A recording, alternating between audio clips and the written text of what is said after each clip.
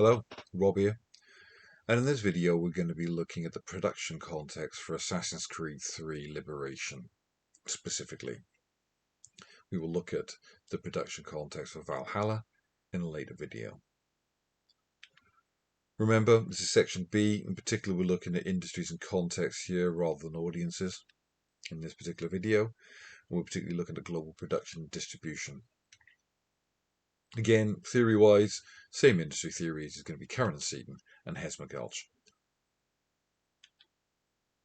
Again, production, distribution, circulation, technological change and marketing of it to various audiences, how production shapes the products, and digital convergence. Those are the things we're particularly focusing on in this video.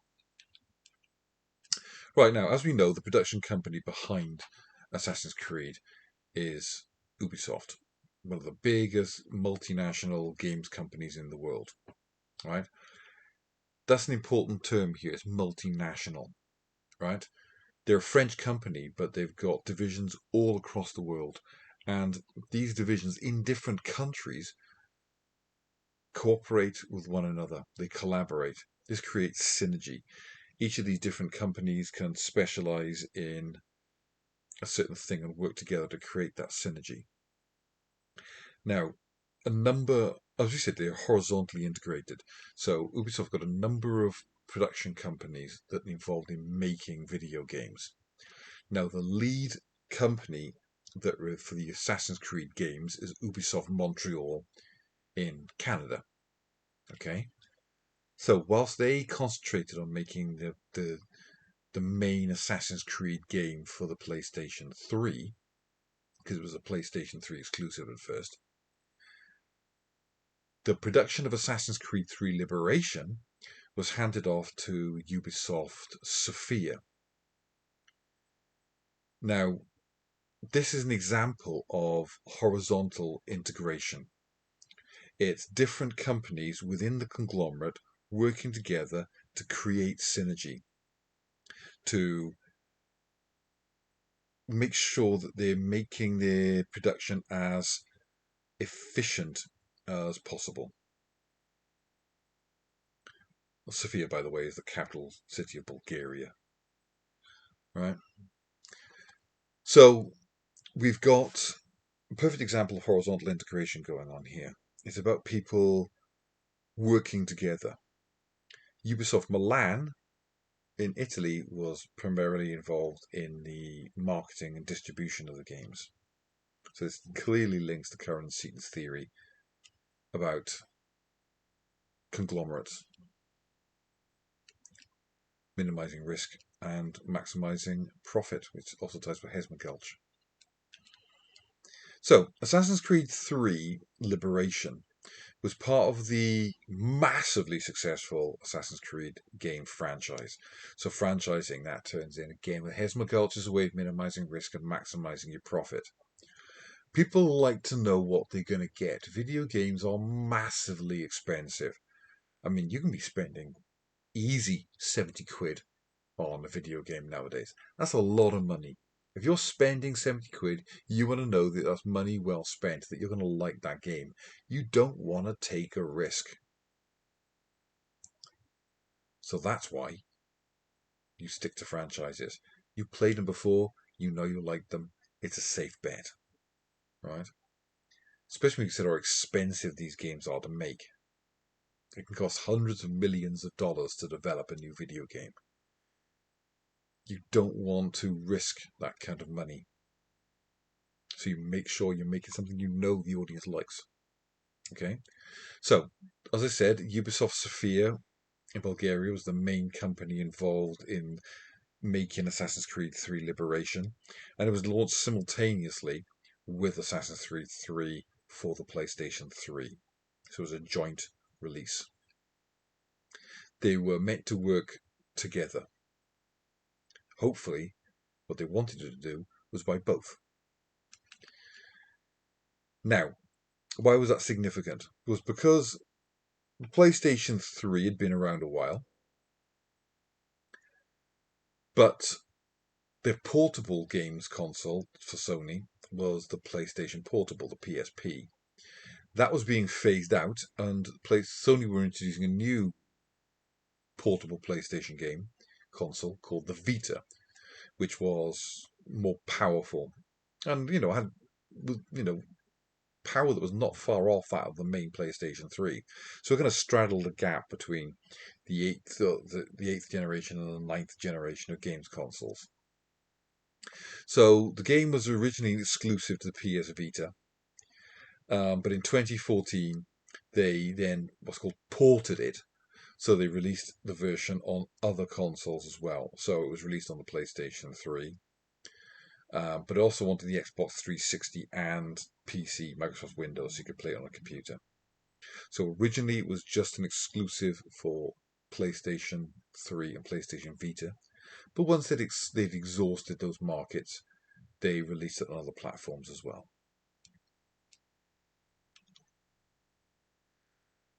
In order to kind of like drum up enthusiasm and excitement for this, there was all sorts of offers that were like pre-order offers to try and get you to persuade you to buy it from a certain vendor.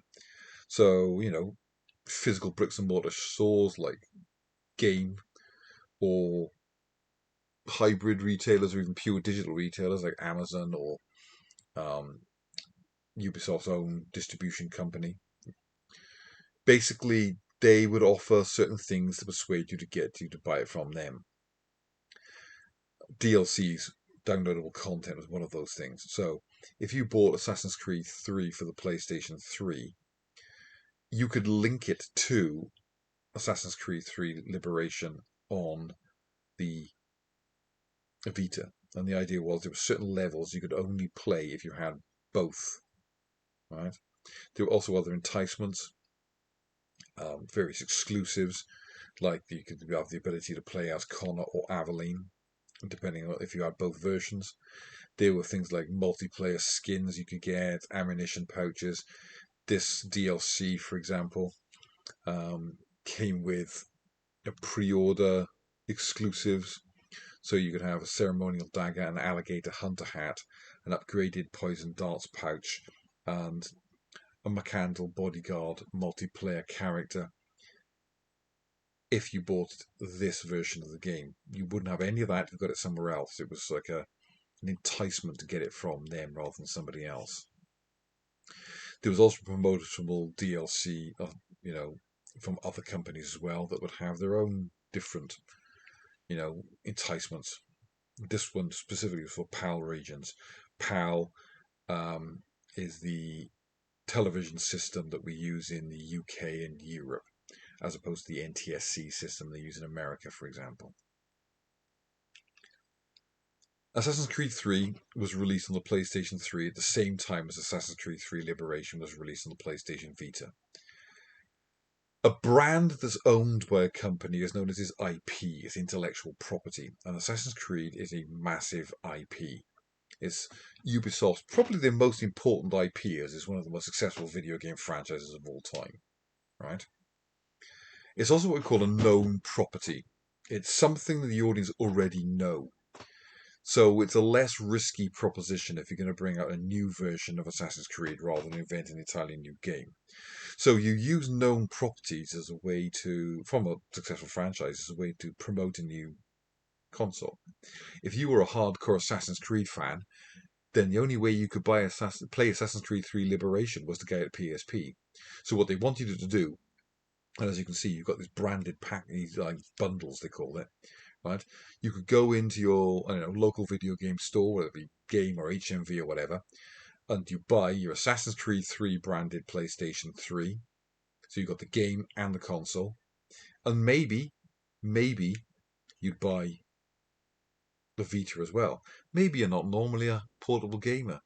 Maybe you don't like handheld gaming that much, but you love Assassin's Creed 3 Liberation. Let's say you want Liberation so you can play it with a new version on your PS3.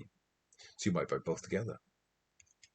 Bundles are a good way to sell people a games console. I, for one, when I bought my PlayStation 3, I literally went out for a pint of milk. And because my nearest supermarket was Marks and Spencer's, and it was not just up the road from HMV. I thought, I'll pop into HMV and have a look in there while I'm going past. And as I went into HMV, I had no intention of buying PlayStation 3, right? But there was this bundle, right? It had PlayStation 3 with the biggest memory you could have on it at that time, which I think was the 500 gigabyte version, right? 2 controllers, and it had, I think it was 2 games, one of which was Tomb Raider. Can't remember what the other one was, and 3 Blu-rays, which I think was Black Hawk Down, Casino Royale, and 300, I think it was. And it was cheaper than the PlayStation on its own. And I was like, that is such a good deal. I'm having that. So literally went out for a pint of milk, came back with a PlayStation 3, right? Principally, I bought it as a Blu-ray player because it was a really good Blu-ray player in its day. It was cheaper and as good a Blu-ray player as a standalone one was in those days. Because I was more of a fan of the Xbox, frankly, than the PlayStation. I already had an Xbox 360. Anyway, bundles worked on me, sold it to me, didn't it? So as I said, both games released simultaneously across all 3 major markets. So we're talking Japan, North America, and Europe. Maximize the impact of that release, right? As I said, on both consoles. So Assassin's Creed 3 Liberation was an attempt to use a known property, an IP, to promote this new console to people who might not otherwise have bought it. At this point, as you can see, we're talking 2012, 10 years ago now. The first Assassin's Creed had come out in 2007. And as you can see, it's available on multiple different platforms. So it came out on the Xbox 360 and PS3 originally, got ported to PC the year later, and Nintendo DS. By 2009, we had a PSP spin-off of Assassin's Creed. We had Assassin's Creed 2, Assassin's Creed 2 Discovery on the Nintendo DS. Then you were going to Assassin's Creed Brotherhood in 2010, available on Xbox 360 and PS3. Sorry, Project Legacy, which was a Facebook project they put together. And by that time, Assassin's Creed 2 was making it a PC. 2011, you had an iOS version, so we're talking iPhone. So we had an iPhone game for Assassin's Creed. We had Assassin's Creed Recollection, also on iOS for iPhone. We had Assassin's Creed Revelations on Xbox 360, PS3, and PC. So now they're starting to release it across multiple platforms at once, not just the games console. And Assassin's Creed Brotherhood ported to PC. Then in 2012, PS Vita for Assassin's Creed 3 Liberation to market that new console.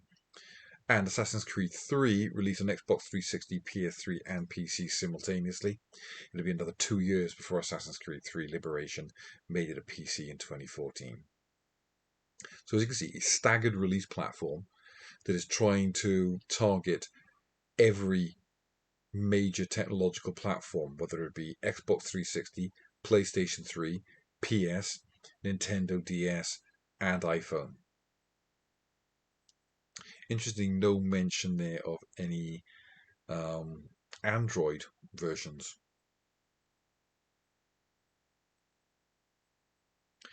Now, and this is particularly significant. This is Jeffrey Sardin, who was Ubisoft's chief sales and marketing officer at the time. And he says, it's a good quote, another thing that's very important for the life cycle of your brand, your IP, your franchise, is the transmedia offer. So trans means across, right? So transmedia, across media. So we're not just talking about video games. We're talking about all the other things. So he says, all the figurines, the books, the publishing. We have a movie coming out in the next year. So it's not only the games, we're talking about a global brand. So it's important to think of Assassin's Creed as not just a video game title, it's a brand. It's a cross-platform, cross-media brand. We also have the idea of what's called transmedia storytelling, where you tell the story of your IP, your brand, across multiple media. So there will be novelizations, comic books, audible radio plays, audio books, right? It's telling the Assassin's Creed story, and now the film and the Netflix TV series upcoming. It's telling the story across multiple platforms. It's squeezing as much money out of this IP as you possibly can. So look, we got figurines, this statuette. We've got action figures, statuettes again. We got Funko Pops, T-shirts, more statuettes, cosplay costumes, double bedspreads, which is a bit ambitious. PlayStation magazine is featuring on the front cover. We've even got Assassin's Creed wine, which may be another thing that says is perhaps aimed more at an older audience than you might expect. In other words, if they can shove Assassin's Creed onto whatever piece of merchandising tap they can, they will. People out there will buy this stuff. Right, so that gives you some idea of all the merchandising and the platforms and all that kind of stuff that goes with Assassin's Creed. If you've got any questions, you know where I am. See you on the next one.